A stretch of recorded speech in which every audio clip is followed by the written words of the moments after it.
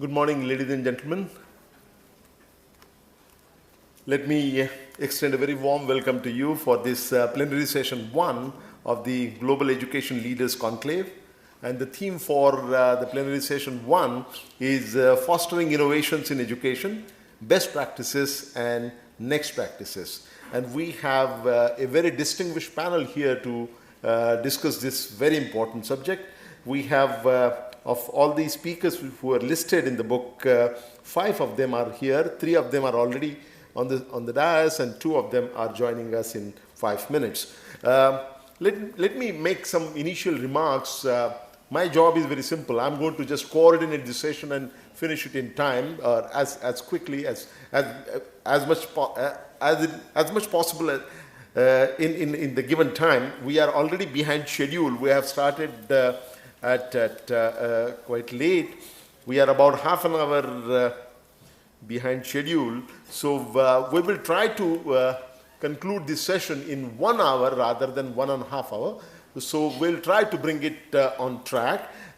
Since we have 5 speakers, we can give each one of them about 7 minutes, and then they will also get a couple of minutes of second round if possible, depending on how it goes. So we are going to give 7 minutes each to the 5 speakers, and it should leave some time for discussion on the floor. And then these people, our distinguished panelists, can also get some time, a couple of minutes each, to give their rebuttal in case there are questions. So with that, let me give the setting. The purpose of this session, as I understand, is to learn from the experiences of different countries in terms of fostering innovations in education. Since we are talking about the best practices and next practices, we will get to hear from this distinguished panel about the best practices in the countries that they represent and their own individual and institutional effort in terms of the institution that they belong. That said, let me just add a few things. The Minister of Higher Education, the Minister of State in Higher Education, Barliaji, you can come on the stage, please. So the Minister has given you an overview of what is happening in the higher education sector and higher education. Let me add something to that. As was mentioned to you, we are about to finish the 12th 5-year plan document. As you are aware, we have finished the 11 5-year plans, and currently the work on the final stage, work is in the final stage as far as the drafting of the 12th 5-year plan is concerned. In fact, as a member of Planning Commission in charge of education, among other things, I'm the one who is putting it all together. So this conference is coming at not a day too sooner, in the sense that while we are at the final stage of putting together our thoughts on education sector, that is the time when this conference has been scheduled. So from this conference, I'm going to take away personally, going to try to take away as many things as possible, reflecting the best practices and the next practices which are best practices which are followed in different countries, and that would shape the next practices that we are going to follow in our own country. The importance of education need not be overemphasized. We all know about it. Only 3 minutes I want to give you a perspective on what is happening in the education sector. We all know about the demographic dividend. We are having this great advantage. The average age of India is only 24 right now, and by the year 2020 it would be about 29. And when India's average age is about 29 in the year 2020, that is the time when the average age of the rest of the world, particularly the developed countries, would be much, much higher. For example, the average age in the United States would be 36, the average age in China would be 37 by the year 2020, the average age of Western Europe would be 42, and the average age of Japan would be 48. Which means that India has a tremendous advantage in terms of having large and growing young population. In the age group of 10 to 35, we have 563 million people. And in the age group of 10 to 19, we have currently 225 million people.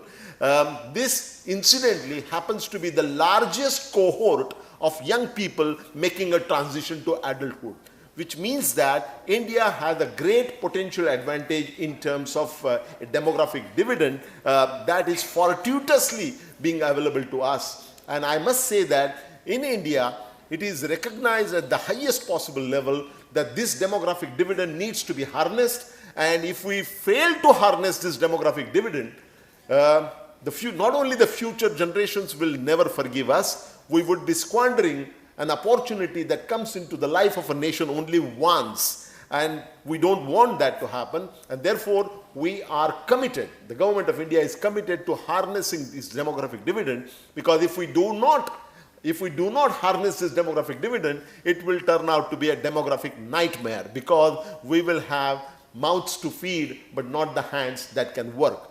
So the only way we can, most effective way to harness this demographic dividend is to focus on two sectors, education and skill development.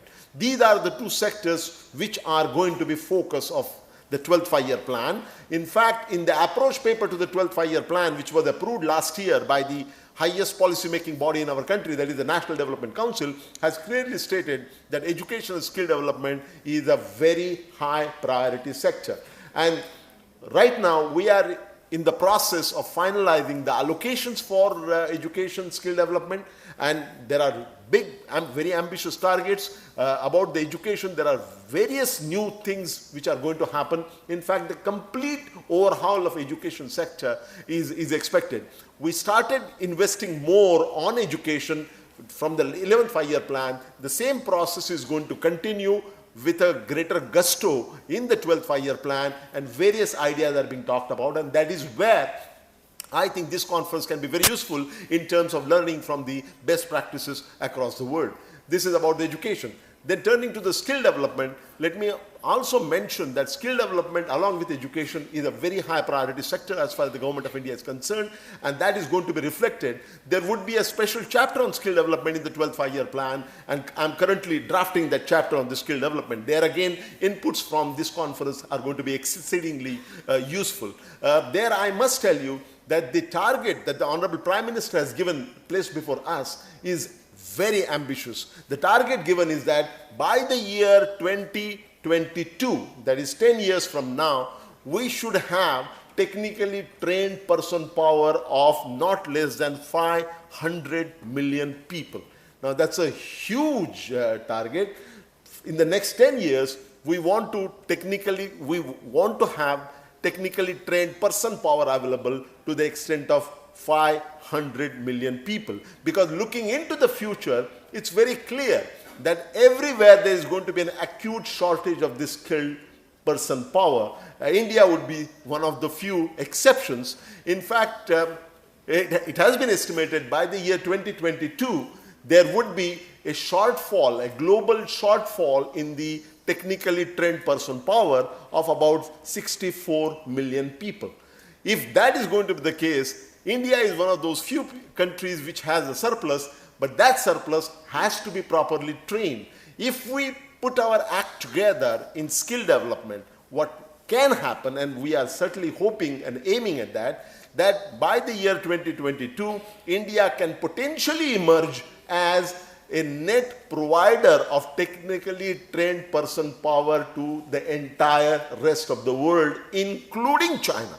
So it depends on whether or not we put our education and skill development house together. And that is why education and skill development is receiving overriding priority in the 12th five-year plan. And that is where the feedback that we are expecting from this conference can be very meaningful in terms of giving the finishing touches to the document of the 12th five-year plan as far as the education is concerned, which I am currently writing. So without any further ado, let us start with the speakers.